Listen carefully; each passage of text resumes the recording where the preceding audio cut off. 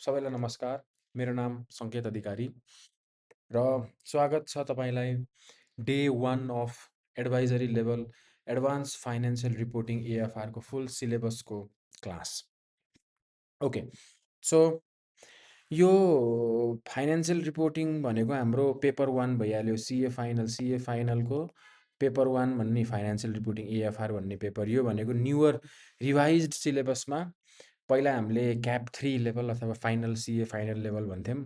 अहिले पनि हुन त फाइनल लेभल नै हो, तर नाम एडभाइजरी लेभल दिएर यसको सिलेबस अलिकति चेन्ज गरिएको छ। अब यसको सिलेबसको कुरा गर्दाखेरि टोटल्स हामीसँग 20 च्याप्टर्सहरू छ। 1, 2 गर्दै गर्दै गर्दै 20 च्याप्टर्सहरू छ हामीसँग। 20 सस्टेनेबिलिटी एन्ड इन्टिग्रेटेड रिपोर्टिङ भनेर 20 नम्बरसम्म च्याप्टर छ र यो च्याप्टर्सहरू भित्रको इन्डिभिजुअल यहाँ लेसन्सहरू पनि छ।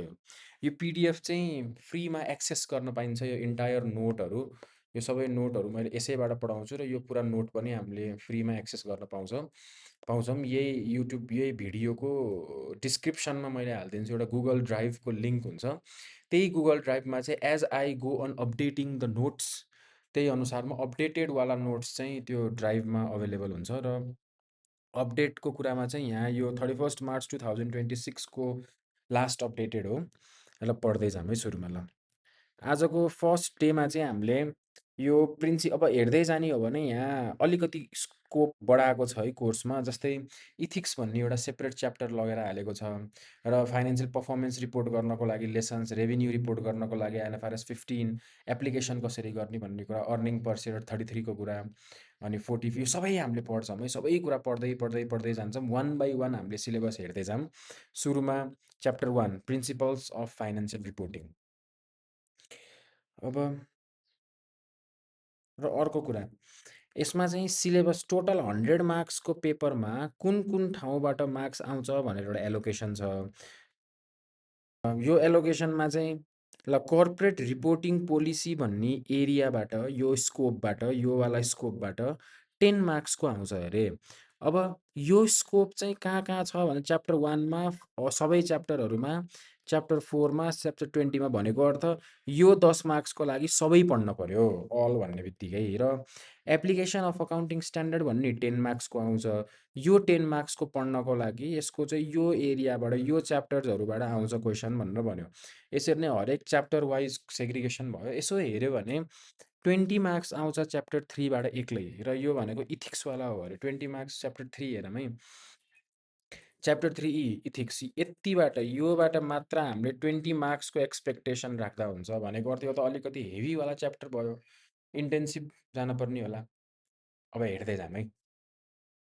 सबै कुरा यसले सिलेबससँग अलाइन छ र क्लासेसको लागि चाहिँ यो लिङ्क क्लिक गर्नुभयो भने ठ्याक्कै क्लासेसको प्लेलिस्टमा पुगिन्छ। क्लास डे वाइज एलोकेट भएको हुन्छ। यही भिडियो पनि यही लिङ्कभित्रको प्लेलिस्टमा पाइन्छ। र यो पिडिएफ, यो वाला पिडिएफ एक्सेस गर्नको लागि यो दिस पिडिएफ र अरू केही सप्लिमेन्ट्री मटेरियल्सहरू प्रोभाइड गर्नुपर्ने भयो भने मैले यो वाला टेलिग्राम च्यानलमा प्रोभाइड गरिरहेको हुन्छु। You can just go and join this Telegram channel. And मैले नयाँ भिडियोजको अपडेट पनि यही च्यानलमा दिन्छु। ल अब यो भनेको त हाम्रो सिलेबस भइहाल्यो। यो सिलेबसमा कुन च्याप्टर कसरी आउँछ, कस्तो कस्तो आउँछ भनेर। यो कसरी छ, 20 वटा च्याप्टर छन्। हरेक च्याप्टरभित्र सब लेसन्सहरू छन्। र हाम्रो तल गएर हेऱ्यो भने यो भनेको सिलेबस कुन एरियाबाट कुन आउँछ भनेर यो एलोकेसन भयो। अब हामी सुरुमा हाम्रो के छ, chapter 1 principles of financial reporting भन्ने च्याप्टर 1 छ हाम्रो, होइन। अब यो च्याप्टर 1 को सुरुमा भनेको यो लेसन 1 भयो, द रेगुलेटरी फ्रेमवर्क भन्ने लेसन 1 हो। च्याप्टर 1 मा 1, 2, 3, 4, 5, 6 वटा लेसन छन्। लास्टमा इप्सास भन्ने छ। अब हेरौँ है यहाँ पनि त्यही छ कि छैन। यहाँ पनि हेर्ने हो भने 1, 2, 3, 4, 5, 6 लास्टमा इप्सास भन्ने यही कुराहरूको हो। जस्तै अब यहाँ च्याप्टर 1 को लेसन 1A भनेपछि द रेगुलेटरी फ्रेमवर्क भन्ने रहेछ। अब तल गएर हेरौँ है। तल गएर हेऱ्यो भने च्याप्टर 1 को सुरुमा द रेगुलेटरी फ्रेमवर्क छ र यो रेगुलेटरी फ्रेमवर्कभित्र पढ्नुपर्ने कुराहरू के हो, यो कुराहरू पढ्नुपर्ने छ हामीले रेगुलेटरी फ्रेमवर्कभित्र। अब यसरी हेर्न पर्यो भनेको यो भनेको मेनवाला डिभिजन भयो यो सबै भनेको। त्यसपछि यो भनेको यसको सब डिभिजनहरू भयो। जस्तो लेसन 1 छ भने लेसन 1 भित्रको पनि सब लेसन्सहरू के हो भनेर राखियो। ल लगातार पढ्दै जाऊँ। लामो लामो भिडियोहरू धेरै पछिसम्म आउनेवाला छन् र अब आनन्दले हेर्दै जाऊँ है। ल सुरुमा हाम्रो के छ रेगुलेटरी फ्रेमवर्क। ल यसलाई हेरौँ रेगुलेटरी फ्रेमवर्क र अर्को एउटा कुरा के छ भने लेसन 1 भनेर रेगुलेटरी फ्रेमवर्क आयो। यो रेगुलेटरी फ्रेमवर्क भयो र लेसन 1 को फर्स्ट टपिक भनेको द आइएफआरएस फाउन्डेसन भनेर रहेछ। अनि त्यसपछि मेम्बरसिप अनि द आइएएसबी भनेर रहेछ। अब तल गएर हेऱ्यो भने यी आइएफआरएस फाउन्डेसन भन्ने एउटा हो, मेम्बरसिप भन्ने अर्को, आइएएसबी भन्ने अर्को, अनि अर्को के छ अब्जेक्टिभ्स अफ आइएएसबी। यो भनेको पनि यी अब्जेक्टिभ्स अफ आइएएसबी। यसरी नै जुन चाहिँ टपिकलाई यसरी यो वाला रेक्टेङ्गुलर तरिकाले राखेको छ, आइदर यो लेसनको नाम हुन्छ अर त्यो लेसनभित्रको सब टपिकलाई यसरी यो बक्स बनाएर राखेको हुन्छ है। ओके, सुरुमा हेरौँ। अब सुरुमा द रेगुलेटरी फ्रेमवर्क कस्तो हो? रेगुलेटरी फ्रेमवर्क भनेको जस्तै यो संसारभरि अकाउन्टिङ गर्नको लागि अथवा नेपालमा मात्रै पनि अकाउन्टिङ गर्नको लागि सेट अफ रुल्सहरू छन्। यसरी अकाउन्टिङ गर्नुपर्छ, यो कुरालाई यसरी ट्रिटमेन्ट गर्नुपर्छ। यस्तो कुनै इभेन्ट भयो भने कुनै पनि कम्पनीमा त्यो इभेन्टलाई फाइनेन्सियल्ली जर्नल एन्ट्रीको रूपमा कसरी प्रेजेन्ट गर्ने, यसरी प्रेजेन्ट गर्ने भनेर केही रुल्सहरू हुन्छन्। अब त्यो रुल्सहरू कसरी बन्यो, कसले बनाउँछ त्यो कुरा हेरौँ है। सुरुमा एउटा आइएफआरएस फाउन्डेसन भन्ने छ।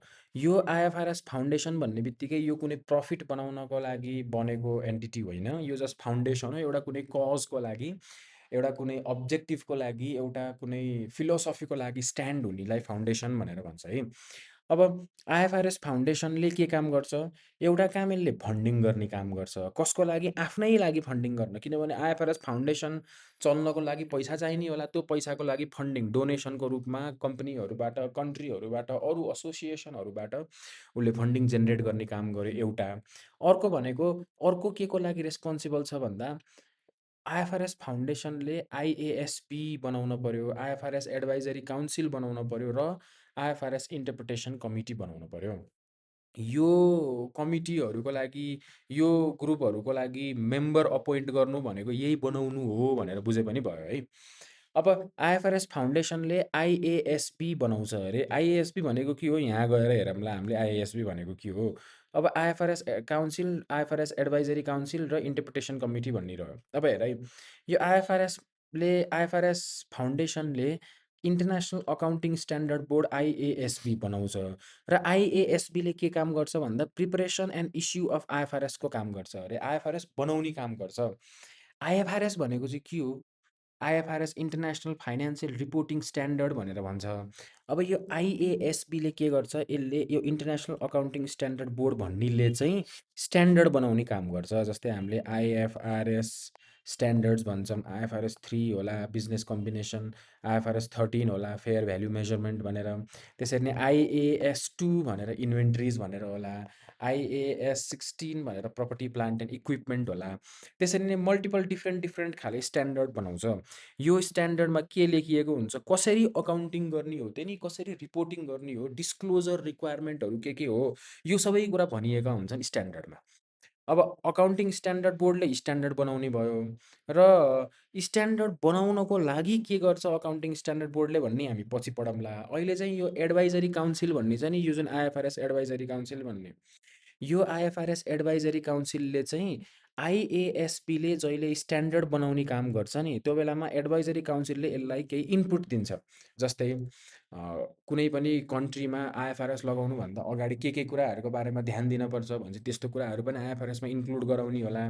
कस्तो कस्तो इस्युजहरू देखा परेछन् संसारभरि अकाउन्टिङको जुन चाहिँ बनाएको स्ट्यान्डर्डले सल्भ गरिदिनुपर्छ, त्यो कुराहरू भन्ने होला। र अरू के हुन्छ भने बनाइसकेपछि आइएफआरएस बनाइसकेपछि पनि आइएएसबीले के गर्छ भने कुनै पनि देशमा आइएफआरएस लागु गर्दाखेरि कस्तो कस्तो समस्या आइरहेछ और कति सजिलै और कति गाह्रो तरिकाले इम्प्लिमेन्ट गरिरहेछन् त्यो देशमा भन्ने कुरा पनि हेर्छ। त्यसको लागि पनि सपोर्ट गर्ने, इनपुट दिने काम एडभाइजरी काउन्सिलको हुन्छ। सिम्पल एडभाइजरी काउन्सिलले एडभाइस दिने काम गर्छ आइएएसबीलाई। अब अर्को इन्टरप्रिटेसन कमिटी भन्ने पनि छ। अब यो जुन आइएएसबीले बनायो नि स्ट्यान्डर्ड, यो बनाएको स्ट्यान्डर्ड जब बुझ्दैनन् मान्छेहरूले, संसारभरि कम्पनीहरूले जब मान्छेले बुझ्दैनन्, त्यो बेलामा इन्टरप्रिटेसन कमिटीले चाहिँ यो आइएएसबीले बनाएको कुराको बारेमा जस्टिफिकेसन दिने काम गर्छ। किन बनाइयो? केको आधारमा बनाइयो? त्यो बनाएको स्ट्यान्डर्डको मर्म के हो? यस्तै कुराहरू गर्ने काम गर्यो इन्टरप्रिटेसन कमिटीले, इन्टरप्रेट गर्ने काम गर्यो। केलाई इन्टरप्रेट गर्यो? स्ट्यान्डर्डलाई इन्टरप्रेट गर्यो। कसले बनाएको? आइएएसबीले बनाएको। कसको हेल्पले? एडभाइजरी काउन्सिलको हेल्पले। ल अब यति भइसकेपछि जो आइएफआरएस फाउन्डेसनले बनाउने भयो यो 3टाको मेम्बरहरूको लागि त। यो 3टा बनाउने भनेको नै फाउन्डेसनले गर्यो। अब फाउन्डेसनमा चाहिँ मेम्बर्सहरू के हुन्छन् भन्दा 22 जना ट्रस्टी हुन्छ यो आइएफआरएस फाउन्डेसनमा। अब फाउन्डेसन भएर TRUSTEE ट्रस्टी भन्यो, इम्प्लोइ भन्न मिलेन, किनभने इम्प्लोइ भनेको त कर्मचारी भयो। ट्रस्टी भनेको चाहिँ यो फाउन्डेसनले जे काम गर्नको लागि यो फाउन्डेसन बनाइएको हो नि, त्यो काम कसले गर्छन् भन्दाखेरि यी ट्रस्टीहरूले त्यो काम गर्छन् भनेको। यिनीहरूले यो फाउन्डेसन चलाउने काम गर्छन्। र यो जुन ट्रस्टीहरू छ नि, यो ट्रस्टीहरूले आफूले गर्नुपर्ने काम गरेका छ कि छैनन्? आइएफआरएस फाउन्डेसनको जुन कन्स्टिट्युसन छ, यो कन्स्टिट्युसन फलो यो 22 जना मेम्बरले गरेछन् कि नै भन्ने कुरा गर्नको लागि, हेर्नको लागि एउटा मोनिटरिङ बोर्ड बनाइन्छ। भनेपछि मोनिटरिङ बोर्डले चाहिँ यो 22 जना ट्रस्टीले कन्स्टिट्युसन फलो गरेका छन् कि छैनन् फाउन्डेसनको भनेर हेर्ने काम गर्छ। र यो 22 जना ट्रस्टी भनेको चाहिँ संसारभरिका मान्छेहरू हुन्, डाइभर्स छन्, इन्टरनेसनल। ठिक छ? ठिक छ। अगाडि जाउँ। अब यहाँ हामीले फाउन्डेसनको मेम्बरसिपको बारेमा कुरा गऱ्यौँ। यहाँ तल गएर चाहिँ यो अकाउन्टिङ स्ट्यान्डर्ड बोर्ड छ नि जुन हो यो वाला, यो अकाउन्टिङ स्ट्यान्डर्ड बोर्ड, यसको कुराकानी यहाँ चल्यो। यो accounting standard board, international accounting standard board भन्छ आइएएसबीलाई। यसले के गर्छ? स्ट्यान्डर्ड बनाउने काम गर्छ। ठ्याक्कै स्ट्यान्डर्ड सेट गर्ने काम आइएएसबीको हो। र यो आइएएसबीमा 14 जना फुल टाइम मेम्बर्सहरू छन्। 14 फुल टाइम मेम्बर छन्। जुन 14 फुल टाइम मेम्बरहरू चाहिँ संसारभरिका मान्छेहरूमध्येका हुन् अरे। डाइभर्स छ, DIVERS। डाइभर्स भन्ने कुरालाई चाहिँ बारम्बार फोकस गरिरहेछ आइएफआरएसले। हाम्रो एकदम फरक फरक ठाउँबाट, फरक फरक वाक्स अफ लाइफबाट मान्छेहरू आछन् भनेर। र कस्ता कस्ता मान्छे छन्? कोही अडिटर छन् अरे, preparers of financial statement, financial statement बनाउने जिम्मेवारी जसको छ नि ती मान्छेहरू छन् अरे। युजर्स अफ फाइनेन्सियल स्टेटमेन्ट, बनेका फाइनेन्सियल स्टेटमेन्टलाई हेरेर केही डिसिजन लिने मान्छेहरू होलान्, ती युजर्स पनि छन् अरे। र एकाडेमिक्स भनेको चाहिँ एकाडेमिक फिल्डमा लागेका पढ लेखेका विज्ञहरू भन्न खोजेको ती पनि छन् अरे आइएएसबी इन्टरनेसनल अकाउन्टिङ स्ट्यान्डर्ड बोर्डमा, जसले के गर्छ? स्ट्यान्डर्ड बनाउने काम गर्छ। ल अब ल अब हेरौँ अब्जेक्टिभ्स अफ आइएएसबी। यो जुन अकाउन्टिङ स्ट्यान्डर्ड बोर्ड छ यसको अब्जेक्टिभहरू के हो? यो अकाउन्टिङ स्ट्यान्डर्ड बोर्डको अब्जेक्टिभहरू के हो? अब्जेक्टिभ हेर्दाखेरि सुरुमा ल हेरौँ है। टु डेभलप, बनाउनु के? इन द पब्लिक इन्ट्रेस्ट, जनताको हित हुने तरिकाले बनाउन पर्यो अरे। के बनाउन पर्यो? A single set of high quality, understandable, enforceable and globally accepted financial reporting standards बनाउन पर्यो अरे। भनेको एकमुष्ट एकै ठाउँमा सबै कुरा एकै ठाउँमा भएको, हाई क्वालिटी, सबैले बुझ्ने, इन्फोर्सेबल, लागू गर्न मिल्ने र संसारभरिका मान्छेहरूले एक्सेप्ट गर्ने एउटा फाइनेन्सियल रिपोर्टिङ स्ट्यान्डर्ड बनाउने हो अरे एउटा अब्जेक्टिभ। कसको? आइएएसबीको। सिम्पल त्यही कुरा भइरहेछ हाम्रो। आइएएसबीले स्ट्यान्डर्ड बनाउँछ, आइएएसबीले स्ट्यान्डर्ड बनाउँछ भनेको अर्थ यही नै अब्जेक्टिभ हो कि high quality, understandable, enforceable, globally reported, globally accepted financial reporting standard बनाउने। अनि अब should be based on clearly articulated principles भनेको चाहिँ जेको आधारमा बनिएको हुन्छ नि फाइनेन्सियल स्टेटमेन्टको यो रिपोर्टिङ स्ट्यान्डर्ड्सहरू, त्यो रिपोर्टिङ स्ट्यान्डर्ड्सहरू एउटै बेसबाट, एउटै आधारले बनेका हुन् र ती आधारहरू पनि क्लियरली आर्टिकुलेट गरिएका छन् भनेको स्पष्ट लेखिएका छन् कि यो आधारमा बनेको हो भनेर भने त्यो आधार पनि बनाउन पर्यो अरे। अनि these standard should require high quality, transparent and comparable information. यो अरू सबै गफ भयो, पढौँ बुझिन्छ। ल B number, to promote the use and rigorous application. Use and rigorous application भनेको, युज भनेको के युज गर्ने?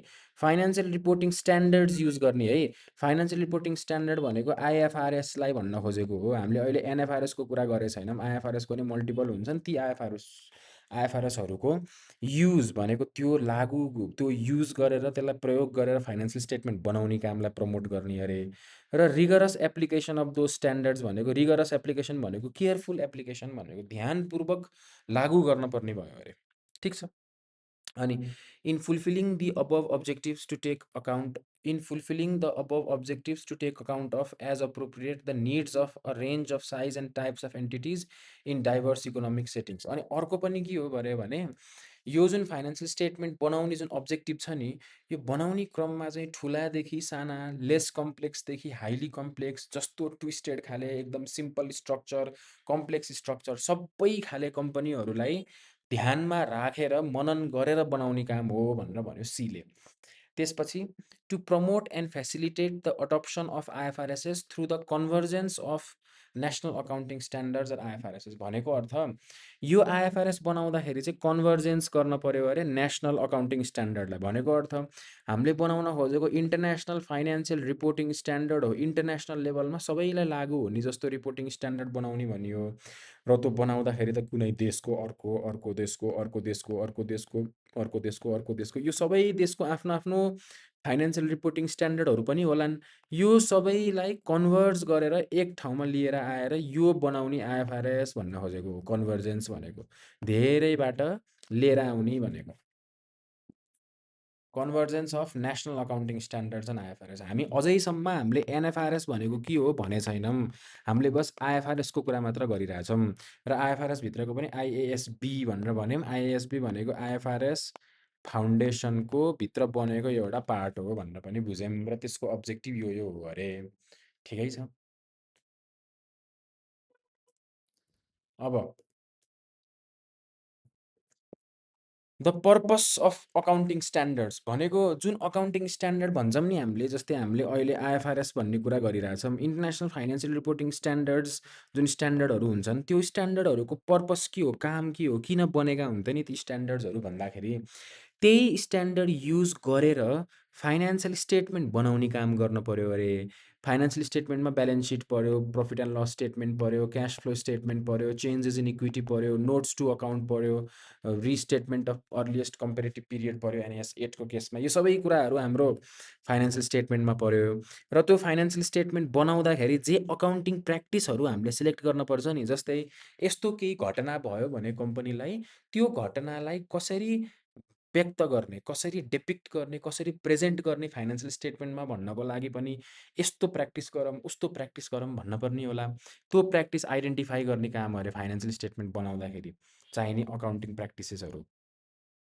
त्यो कुराहरू अकाउन्टिङ स्ट्यान्डर्ड पढेर बुझिने भइयो भन्न खोज्यो। अनि फाइनेन्सियल स्टेटमेन्ट जुन हुन्छ, युजर्स भनेको फाइनेन्सियल स्टेटमेन्ट युज गर्ने मान्छेहरू, अनि प्रिपेयरर्स भनेको चाहिँ फाइनेन्सियल स्टेटमेन्ट बनाउने मान्छेहरू भन्यो। अब जसले फाइनेन्सियल स्टेटमेन्ट युज गर्छ र जसले फाइनेन्सियल स्टेटमेन्ट बनाउँछ, तिनीहरूले एउटै तरिकाले सोच्न पर्ने हुन्छ अरे। किनभने बनाउने मान्छेले यस्तो यस्तो यस्तो भयो, त्यही भएर मैले यो गरेको हो भनेर बनाए भनेको अर्थ, युज गर्ने मान्छेले पनि यस्तो यस्तो भएर यो बनाएको हो भनेर मनन गर्न सक्ने हुन पर्यो, बुझ्न सक्ने हुन पर्यो। त्यसको लागि बनाउने मान्छेले जुन आधार युज गरेर, जुन स्ट्यान्डर्ड्सहरू युज गरेर फाइनेन्सियल स्टेटमेन्ट बनाएको छ, युज गर्ने मान्छेले पनि त्यही स्ट्यान्डर्ड हेरेर बुझ्नुपर्ने होला। त्यही भएर एउटा कमन अन्डरस्ट्यान्डिङ बनाउनको लागि पनि अकाउन्टिङ स्ट्यान्डर्ड चाहिन्छ भनेर भन्यो। यो दुईवटा कुरा भयो त। अब हामीले त अहिलेसम्म आइएफआरएसको कुरा गऱ्यौँ, तर हाम्रो देशमा त एनएफआरएस लागु हुन्छ। ल ठिक छ, हामीले पढ्ने एनएफआरएसै हो, एनएफआरएसै पढौँला सबै। अब के भनेको छ भने मैले मेरो देशमा बसेर एनएफआरएस लागु गरेर, एनएफआरएस युज गरेर फाइनेन्सियल स्टेटमेन्ट बनाउनुपर्छ भने कसले भनेछ त नि? कहाँ लेखेछ त नि? किन युज गर्ने मैले एनएफआरएस? कसरी एप्लिकेसन भयो त नि? आइएफआरएस कसरी एनएफआरएस बन्यो? के हो त्यो प्रोसेस भन्ने हेरौँ है। अब सुरुमा हरेक देशको आफ्नो आफ्नो एउटा लोकल रेगुलेसन हुन्छ, आफ्नो आफ्नो लोकल रेगुलेटरी बडी हुन्छ। फर इक्जाम्पल हाम्रो देशमा नेपाल चार्टर्ड अकाउन्टेन्ट एक्ट भन्ने एउटा ऐन छ। त्यो ऐन भनेको पार्लियामेन्ट बनेको एन एक्ट अफ पार्लियामेन्ट हो, नेपाल चार्टर्ड अकाउन्टेन्ट्स एक्ट भन्ने। यो नेपाल चार्टर्ड अकाउन्टेन्ट्स एक्टले चाहिँ एउटा अकाउन्टिङ स्ट्यान्डर्ड बोर्ड भन्ने बनायो। नेपालमा चाहिँ अकाउन्टिङ स्ट्यान्डर्ड बोर्ड बनायो। त्यो अकाउन्टिङ स्ट्यान्डर्ड बोर्डको काम भनेको नेपालमा बसेर फाइनान्सियल रिपोर्टिङ फ्रेमवर्क बनाउने नेपालको लागि भनेर भन्यो। र अकाउन्टिङ स्ट्यान्डर्ड बोर्डले जुन फाइनान्सियल रिपोर्टिङ फ्रेमवर्क बनाउनुपर्छ, त्यो फाइनान्सियल रिपोर्टिङ फ्रेमवर्क बनाउनेको आधार भनेको आइएफआरएस हो। अब आइएफआरएस जुन बनाएको छ यो हाम्रो अकाउन्टिङ यो इन्टरनेसनल अकाउन्टिङ स्ट्यान्डर्ड बोर्ड जुन चाहिँ आइएफआरएस फाउन्डेसनभित्र पर्छ, यही आइएफआरएसलाई हाम्रो नेपालको local governing body, regulatory body accounting standard board नेपालले अडप्ट गर्यो, बनायो।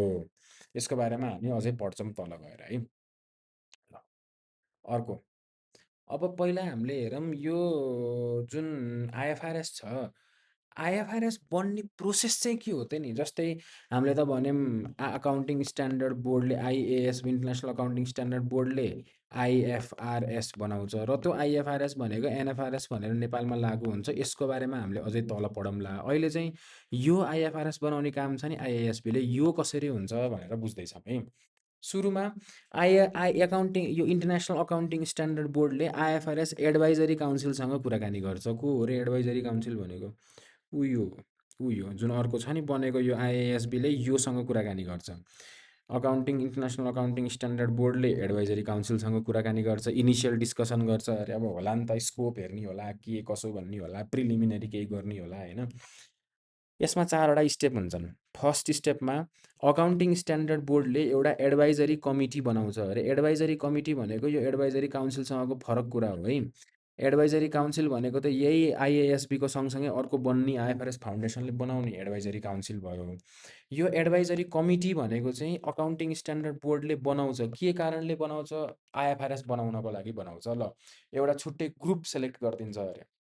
एउटा एडभाइजरी कमिटी भन्ने नामले मान्छेहरू त्यहाँ राखेर त्यो मान्छेको काम चाहिँ ल यो पर्टिकुलर स्ट्यान्डर्ड बनाऊ है भनेर एउटा वर्किङ ग्रुप बनाइदिन्छ। र यो जुन एडभाइजरी कमिटी बन्यो र जुन आइएफआरएस एडभाइजरी काउन्सिल अलरेडी छ, यो दुईटासँग चाहिँ अकाउन्टिङ स्ट्यान्डर्ड बोर्डको कुराकानी कन्सल्टेसन भइरहेको छ है भनेर भन्यो यो सेकेन्ड लाइनमा चाहिँ। Consultation with advisory committee on consultation with advisory committee and and हो है यो and advisory council happens throughout the project. ठिक छ, भइरहेको छ भन्न खोज्यो, ठिकै छ। दुईवटा कुरा छुट्याउनु पऱ्यो है। एउटा एडभाइजरी काउन्सिल भनेको छुट्टै कुरा हो र एडभाइजरी कमिटी भनेको छुट्टै कुरा हो। ल, त्यसपछि आइएएसबीले डिस्कसन यो कमिटीसँग कुराकानी गर्यो, काउन्सिलसँग गर्यो, त्यसपछि एउटा डिस्कसन पेपर भन्ने बनाउँछ अरे। यो डिस्कसन पेपर भन्ने चाहिँ के हो भने पब्लिक कमेन्टको लागि बनाएको हुन्छ। एउटा डिस्कसन पेपर बनाइदियो, त्यो पेपरमा चाहिँ के कुराको बारेमा गफ गर्नुपर्ने हो त नि भन्ने कुरा छुट्याएर ल गफ गरौँ न त भन्ने न्युले पब्लिकबाट कमेन्ट लिनको लागि एउटा डिस्कसन पेपर बनाउँछ। त्यही जुन आइएफआरएस बनाउँदैछ त्यसैको लागि हो है। त्यसपछि डिस्कसन पेपरमा पब्लिकको कमेन्टहरू आइसकेपछि एउटा एक्सपोजर ड्राफ्ट बनाउँछ। कसले? आइएएसबीले नै। यही आइएएसबीले एउटा एक्सपोजर ड्राफ्ट बनाउने काम गर्छ। डिस्कसन पेपर बनायो अनि बनाउने एक्सपोजर ड्राफ्ट हो है। एक्सपोजर ड्राफ्टलाई पनि के गर्यो? एक्सपोजर दिनको लागि बनाइएको ड्राफ्ट भनेर बुझ्नु पऱ्यो क्या। पब्लिकले कमेन्ट गर्छन्। नर्मल्ली 120 दिन दिन्छ यो एक्सपोजर ड्राफ्टमा कमेन्ट गर पब्लिक भनेर। कहिलेकाहीँ 30 दिनभन्दा थोरै दिन पनि सक्छ अरे भनेर भन्दैछ। यति कुरा बुझ्ने छोड्दिने।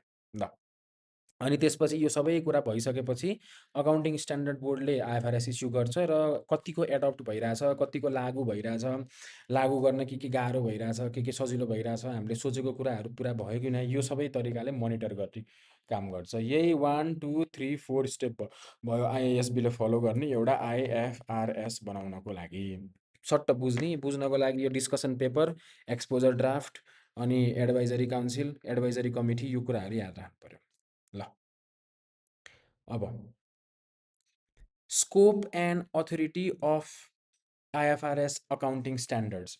यो भनेको चाहिँ जुन आइएफआरएस अकाउन्टिङ स्ट्यान्डर्ड्सहरू बनाउँछन्, यो 4 स्टेपले बनाउँछ भनेर हामीले डिस्कसन गरियो नि, यही 4वटा स्टेपमा बनेको यो जुन आइएफआरएस अकाउन्टिङ स्ट्यान्डर्ड्सहरू छ, यो आइएफआरएस अकाउन्टिङ स्ट्यान्डर्ड्सहरूले चाहिँ कतिसम्म हेर्छन् त नि, यिनीहरूको स्कोप कहाँसम्म हो, यिनीहरूले हेर्ने कुराहरू के हो, यिनीहरूलाई पालन गरिसकेपछि के कुरामा असर गर्छ, यो कुराहरू भनेको है। Scope and authority of IFRS accounting standards भनेको सुरुमा IFRS accounting standards apply to all general purpose financial statements भनेर भन्यो। अब कस्तो हो जेनरल पर्पज फाइनेन्सियल स्टेटमेन्ट भनेको?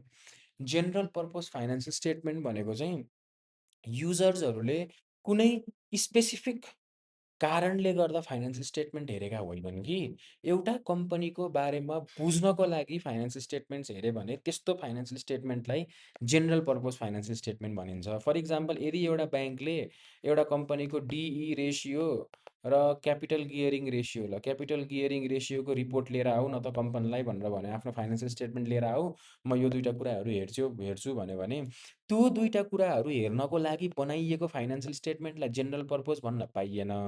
तर एउटा नर्मल युजर छ अरे, त्यो युजरले चाहिँ युजर भनेको फाइनेन्सियल स्टेटमेन्ट हेर्ने मान्छे, त्यसले चाहिँ नेप्सेमा जुन एउटा कम्पनी छ त्यो कम्पनीको एउटा एनुअल रिपोर्टमा गएर त्यो कम्पनीको फाइनेन्सियल स्टेटमेन्ट हेर्न पर्यो भन्यो भने त्यस्तो केसमा त्यो एउटा युजर चाहिँ जेनरल पर्पज फाइनेन्सियल स्टेटमेन्टको युजर भयो भनेर भन्नुपर्छ। भनेको those directed towards the common information needs of wide range of users भन्यो। ठिक छ। अनि अर्को के हो भने मेन अर्को कुरा आइएएसबीले चाहन्छ कि जुन अकाउन्टिङ स्ट्यान्डर्ड्सहरू बने त्यो चाहिँ त्यसमा चाहिँ इन अ लाइक वे भनेर भन्छ। इन अ लाइक वे भनेको एकै नासले सबैले बनाउन पर्यो है भनेर भनेको छ क्या। जस्तै एउटा कम्पनीमा एउटा कुनै घटना भयो, त्यो घटनालाई त्यो कम्पनीले आइएफआरएस युज गरेर जसरी प्रेजेन्ट गर्छ आफ्नो फाइनेन्सियल स्टेटमेन्टमा, अर्को कम्पनीमा पनि त्यस्तै घटना भयो भने अकाउन्टिङ स्ट्यान्डर्ड बोर्डले चाहन्छ अरे कि आइएफआरएस स्ट्यान्डर्ड युज गरिसकेपछि त्यो अर्को कम्पनीले पनि त्यसरी नै रिपोर्टिङ गरोस् जुन पहिलो कम्पनीले गरेको थियो फाइनेन्सियल स्टेटमेन्ट रिपोर्टिङ गर्दा आइएफआरएस युज गरेर भन्न खोजेको। Reported in a like way भनेको एकै नासले रिपोर्टिङ गर्न पर्यो। आइएएसबीज objective is to require like transactions and events to be accounted for and reported in a like way भनेको एउटै खाले ट्रान्ज्याक्सन्स र इभेन्ट्सहरू एकै तरिकाले रिपोर्टिङ गर्न पर्यो भनेर चाहन्छ अरे आइएएसबीले। केही छैन यस्तो सजिलो। अर्को अर्को यहाँ चाहिँ के भन्छ भने अकाउन्टिङ ट्रिटमेन्ट गर्दाखेरि मान्छेहरूले चोइस गर्न मिल्छ अरे, र आइएएसबीको एजेन्डा भनेको चाहिँ त्यो चोइसेस गर्न मिल्ने घटाउनु एउटा एजेन्डा हो भनेर भन्छ। तर अहिले पनि हामीले पढ्दै गएपछि थाहा पाइन्छ कि चोइसेस गर्न मिल्छ। कहिले मैले कस्ट मोडलले गरौँला, कहिले रिभ्यालुएसन मोडलले गरौँला, कहिले कहिले हामीले फेयर भ्यालुले गरौँला अरे, त्यो फरक फरक तरिका हुन्छन्, हामीले बुझ्दै जान्छौँ पढ्दै गएपछि। ल अनि यहाँ चाहिँ प्याराग्राफ स्ट्यान्डर्ड पढ्दाखेरि बोल्डमा लेखेको यो हो मेन प्रिन्सिपल, सबैको अथोरिटी बराबर छ भन्ने कुरा गरेँ, यो पढेर बुझिन्छ। अनि अर्को कुरा चाहिँ जस्तै कुनै ल आइएएस 2 भन्ने एउटा आइएफआरएस बन्यो अरे, एउटा अकाउन्टिङ स्ट्यान्डर्ड बन्यो भने यो अकाउन्टिङ स्ट्यान्डर्डको लिमिटेसन के हो, लिमिटेसन भनेको के कुराहरू यसले हेर्दैन भन्ने कुरा चाहिँ त्यही स्ट्यान्डर्डमा लेखिएको हुन्छ भनेर भन्यो।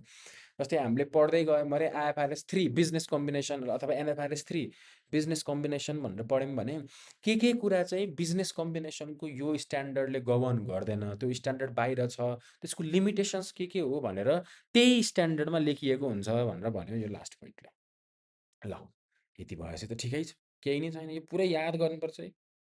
अब अर्को अडप्सन अफ आइएफआरएस। अब बल्ल यहाँ हामीले कुरा गरौँ आइएफआरएसबाट एनएफआरएस कसरी बन्यो भन्ने कुरा। अब सुरुमा नेपालमा अकाउन्टिङ स्ट्यान्डर्ड बोर्ड छ एउटा। यो अकाउन्टिङ स्ट्यान्डर्ड बोर्ड भनेको चाहिँ नेपाल चार्टर्ड अकाउन्टेन्ट्स एक्ट भन्ने एक्टबाट बनेको हो। बनेको भन्दा नि अमेन्डमेन्ट आएको हो जुलाई 2002मा नेपाल चार्टर्ड अकाउन्टेन्ट्स एक्टमा अमेन्डमेन्ट आयो। त्यो अमेन्डमेन्ट आएपछि त्यो अमेन्डमेन्टले अकाउन्टिङ स्ट्यान्डर्ड बोर्ड लिएर आयो। अब अकाउन्टिङ स्ट्यान्डर्ड बोर्डको काम थियो नेपालमा फाइनेन्सियल रिपोर्टिङ फ्रेमवर्क बनाउने, र यो फाइनेन्सियल रिपोर्टिङ फ्रेमवर्क बनाउने जुन काम अकाउन्टिङ स्ट्यान्डर्ड बोर्डको थियो त्यसको लागि चाहिँ उसले आइएफआरएसलाई नै अडप्ट गर्यो भनेर भन्यो, गोद लियो भने जस्तो भयो यहाँ अडप्सन भनेको चाहिँ। जस्तै इन्टरनेसनल अकाउन्टिङ स्ट्यान्डर्ड बोर्डले जुन आइएफआरएस बनायो नि, अकाउन्टिङ स्ट्यान्डर्ड बोर्ड नेपालकोले एनएफआरएस बनायो कसरी, यही आइएफआरएसलाई अडप्ट गरेर बनायो अरे। भनेको अर्थ गोद लियो भनेर बुझ्नु पर्यो। अब अडप्सन गर्दाखेरि जे हो त्यही हुबहु लिएको हो कि केही तलमाथि भएछ त्यो कुरा हेरौँ है। अकाउन्टिङ स्ट्यान्डर्ड बोर्डले आइएफआरएस अडप्ट गर्यो।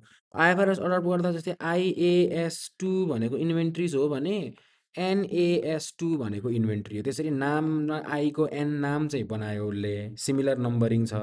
अथवा हाम्रो आइएफआरएस 13 फेयर भ्यालु मेजरमेन्ट छ भने एनएफआरएस 13 भनेर फेयर भ्यालु मेजरमेन्ट छ। चिज एउटै हो, कुराकानी एउटै हो, भित्र केही पनि चेन्ज छैन। नाम चाहिँ आईको एन बनायो भन्ने कुरा भयो सिमिलर नम्बरिङमा। कार्भ आउट भन्ने छ। कार्भ आउट भनेको कस्तो हो भने जस्तै एउटा हेरौँ, आइएफआरएस 9 भनेर एउटा फाइनान्सियल इन्स्ट्रुमेन्ट्स भन्ने एउटा स्ट्यान्डर्ड छ। त्यो स्ट्यान्डर्डमा चाहिँ यस्तो काम गर्नुपर्छ, यस्तो गर्नुपर्छ, यस्तो गर्नुपर्छ, यस्तो गर्नुपर्छ, यस्तो गर्नुपर्छ भनेर सबै लेखिएको छ त्यो स्ट्यान्डर्डमा चाहिँ। अब आइक्यानले के गर्यो भने ल ब्याङ्कहरूले आइएफआरएस जस्तै ब्याङ्कहरूले चाहिँ एनएफआरएस 9 फलो गर्न पर्यो। आइएफआरएसबाट 9बाट बनेको एनएफआरएस 9 फलो गर्न पर्यो। तर एनएफआरएस 9 भनेको चाहिँ आइएफआरएस 9मा यो सबै कुराहरू थियो भने यति कुराहरू चाहिँ गर्न परेन है एनएफआरएस 9मा भनेर भनिदियो क्या। कार्भ आउट भनेको सर्टेन रिक्वायरमेन्टहरू चाहिँ तिमीले फलो गर्न परेन भनेर केही कार्भ आउट निकालिदिएको छ। कार्भ आउट भनेको त्यो खुँडेर निकालेको भन्ने अर्थ के कार्भ आउट भनेको। त्यसरी नै कार्भ आउटले अलिकति सजिलो सहज बनाइदिन्छ। कस्तो कार्भ आउट हो, के कार्भ आउट हो, सबै पढौँला है। पुरै एनएफआरएस 9 पढ्दाखेरि फाइनेन्सियल इन्स्ट्रुमेन्ट म भन्छु कि आइएफआरएस 9मा यस्तो छ तर एनएफआरएस 9मा यो गर्न परेन किनभने यस्तो नेपाल राष्ट्र ब्याङ्कले ब्याङ्कहरूलाई यसरी गर भनेछ, त्यस्तो केही कुरा आउने होला है। ल अनि इर्रेलेभेन्ट स्ट्यान्डर्ड्स नट अडप्टेड भनेको जस्तै हाइपर इन्फ्लेसनरी इकोनोमिजहरूमा कसरी रिपोर्टिङ गर्ने भन्ने कुरा छ। अर्को रेगुलेटरी डिफरल अकाउन्ट भन्ने छ। यो सबै हाम्रो स्कोपमा चाहिँ के भनेछ भने जुन इर्रेलेभेन्ट स्ट्यान्डर्ड्सहरू त्यसको तिमीले पुरै ध्यान दिएर फाल्तुको ज्ञान लिन पर्दैन। जस्ट के गरे भयो भने यो स्ट्यान्डर्डको बारेमा बुझे भयो, यस्तो स्ट्यान्डर्ड छ है, यसको नाम यो हो, यति यति स्ट्यान्डर्ड नम्बरको हो भनेर बुझे हुन्छ है भनेर भनिदिएको। यो भयो आइएफआरएसदेखि एनएफआरएस भन्ने कुरा। ल अनि एनएफआरएसमा के छ? एनएफआरएसमा नेपालमा अकाउन्टिङ गर्नको लागि कस्तो कस्तो कायदे कानुनहरू हेर्नुपर्छ, कस्तो तरिकाले अकाउन्टिङ गर्ने, कस्तो सिचुएसन भयो भने कस्तो अकाउन्टिङ पोलिसी युज गर्ने, त्यो पुरा कुराकानी सबै गफ छ एनएफआरएसमा। अब कसले युज गर्ने होला एनएफआरएस? एनएफआरएस कोले लागू गराउनुपर्छ भन्दाखेरि ल हेरौँ है, पहिला एनएफआरएस कोले लागू गराउनुपर्छ? त्यस्तो कम्पनीहरू जसको डेट अथवा इक्विटी इन्स्ट्रुमेन्टहरू पब्लिक मार्केटमा लिस्ट गरेछ। भनेको अर्थ डेट र इक्विटी इन्स्ट्रुमेन्टहरू पब्लिक मार्केटमा लिस्ट गर्ने भनेको चाहिँ नेप्सेमा लिस्ट भएको कम्पनीहरू छन् नि, नेपाल स्टक एक्सचेन्जमा लिस्ट भएको कम्पनीहरूको इक्विटी इन्स्ट्रुमेन्ट लिस्ट भयो पब्लिक मार्केटमा। र कुनै कम्पनीले चाहिँ आफ्नो डेट इन्स्ट्रुमेन्ट पनि लिस्ट गरेको रहेछ भने त्यो पनि पर्छ अरे है भनेर भन्यो। अनि डेट र equity instrument listed in public market भन्ने बुझ्यो पब्लिक कम्पनी युजर्सहरू पब्लिक युजर्सहरू हुन्छ भन्ने एङ्गलले। र इन प्रोसेस भनेको चाहिँ जुन लिस्ट हुने प्रोसेसमा छ भने त्यो कम्पनीहरूको पनि त्यो कम्पनीहरूले पनि आइएफआरएस अथवा एनएफआरएस अडप्ट गर्नु पर्यो। अनि company who hold assets in a fiduciary capacity. कस्तो हो यो फ्युडिसियरी क्यापेसिटी भनेको? अब फ्युडिसियरी क्यापेसिटी भनेको अर्काको बिहाफमा होल्ड गरिदिएको भन्ने कुरा हो क्या। जस्तै हाम्रो पैसा ब्याङ्कले होल्ड गर्छ भनेको अर्थ जुन ब्याङ्कसँग पैसा छ त्यो पैसा भनेको त हाम्रो पैसा हो। ब्याङ्कले त होल्ड गरिदिने काम मात्र गरेको हो। होल्ड गर्दाखेरि चाहिँ ब्याङ्कले चाहिँ हाम्रो हितमा बसेर होल्ड गरिदिनुपर्छ भन्ने एउटा इम्प्लाइड ल हुन्छ। त्यस्तो फ्युडिसियरी क्यापेसिटीमा होल्ड गरेको बिजनेसहरू, होल्ड गरेको कम्पनीहरू जसको कामै प्राइमेरी बिजनेस भनेको नै त्यो होल्ड गर्ने हो भनेर भन्यो। ब्याङ्क, पेन्सन फन्ड जस्तै हाम्रो सबै ए ग्रेडको ब्याङ्क, बी ग्रेडको ब्याङ्क, सी ग्रेडको ब्याङ्कहरू पर्ने भयो। पेन्सन फन्ड भनेको सोसल सेक्युरिटी फन्ड, अनि सिआइटी सिटिजन इन्भेस्टमेन्ट ट्रस्ट, यो सबै पनि पर्ने भयो है। यिनीहरूले पनि एनएफआरएस लागू गर्नु पर्यो। अनि अर्को government business enterprises public entities established under special act and not preparing financial statement under NEPSAS. यो के भनेको हो भने सरकारी निकायहरू और सरकारको स्वामित्व भएको निकायहरू जसले चाहिँ Nepal public sector accounting standard NEPSAS, यसको बारेमा पनि हामीले तल पढ्न पर्छ। जसले नेप्सासमा बेस्ड भएर फाइनेन्सियल स्टेटमेन्ट बनाएको छैन तर जो गभर्मेन्ट इन्टिटी हो, पब्लिक इन्टिटी हो, स्पेसल एक्टबाट बनेको कम्पनीहरू हुन् भने उनीहरूले पनि युज गर्नुपर्छ है भनेर भन्यो। किनभने नेप्सास युज गरेको छ भने ठिक छ, भुनी भयो भन्ने एङ्गलले, यदि यो गरे छैन र तिमी पब्लिक हो भने चाहिँ युज गर है एनएफआरएस भन्ने हो। अर्को इकोनोमिक सिग्निफिकेन्स भएका कम्पनीहरूले पनि एनएफआरएस युज गर्न, आइएफआरएस एनएफआरएस युज गर्नुपर्छ अरे। कस्तो हो इकोनोमिक सिग्निफिकेन्स भनेको?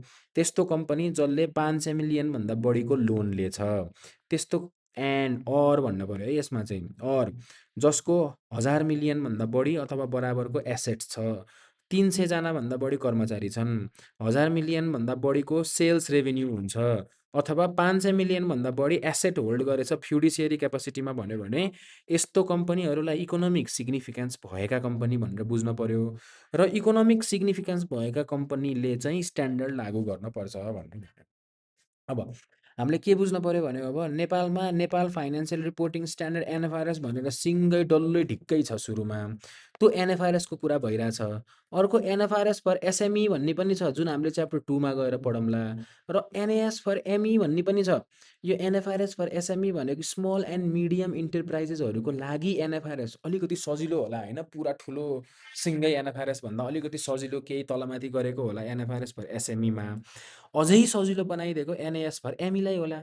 एनएएस फर एमई भनेको माइक्रो एन्टिटिजको लागि बनेको नेपाल अकाउन्टिङ स्ट्यान्डर्ड भनेको यो माइक्रो एन्टिटिजमा को पर्छ भन्ने कुरा पनि आइक्यानले एउटा निकालिदिएको छ डकुमेन्टेसन। त्यसमा चाहिँ यो भएको एन्टिटीहरू माइक्रो एन्टिटीमा पर्छ, यस्तै यस्तै खाले अरू फिगर्सहरू भएको भनेर भन्दैछ। हाम्रो सिलेबसमा चाहिँ एनएएस फर एमई छैन। एनएफआरएस फर एसएमई भन्ने चाहिँ यसको जिकर छ जुन हामी च्याप्टर 2 मा पढौँला। यो सबै भनेको एनएफआरएस सिङ्गै लाग्ने चाहिँ यो सबै कुराहरू। ल